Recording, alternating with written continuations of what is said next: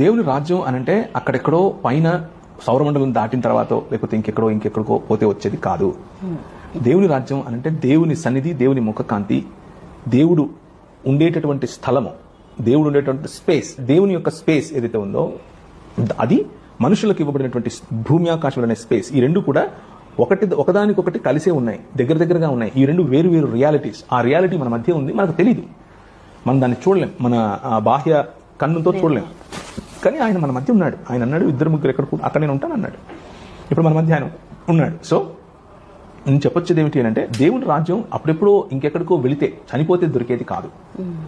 దేవుని రాజ్యం వచ్చేసింది, వస్తూ ఉంది, ఒకానొక రోజు సంపూర్ణంగా వస్తుంది.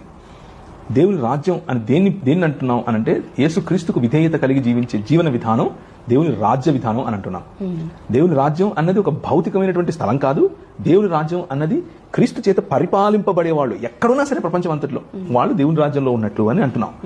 సో తప్పుగా అర్థం చేసుకోకండి. నేను చెప్పే విషయంలో పరలోకం లేదు అని నేను చెప్పట్లేదు. పరలోకం ఉంది, అది దేవునికి సంబంధించినటువంటిది, దేవుని నివాస స్థలం.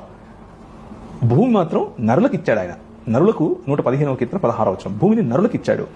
ఆ దేవుడు, పరలోకమందున్న దేవుడు, తన సన్నిధిని విడిచి భూమి మీదకు రావటానికి సిద్ధంగా ఉన్నట్లుగా మలాకీ గ్రంథం వరకు ప్రవక్తలందరూ చెబుతూ వస్తుంటే, మత్తయి నుంచి ఆయన వచ్చేశాడని, యెహోవా పంపగా వచ్చినటువంటి యెహోవా ఇప్పుడు ఏలుతున్నాడని, మీకు రాజు పుట్టాడు అని ఇవాంగిలియోన్ అన్న పదం, అంటే ఇవాంజలిజం అన్న ఇవాంగిలియోన్ ప్రకటింపటానికి గ్రీకులు, రోమీలు ఏ సిస్టమ్ అయితే ఉపయోగించారో అదే సిస్టమ్, అనగా దండోరా కొట్టి ప్రజలకు ప్రకటించడం. సువార్త అనేది వెళ్ళి సజెస్ట్ చేయరు, ప్రకటిస్తారు.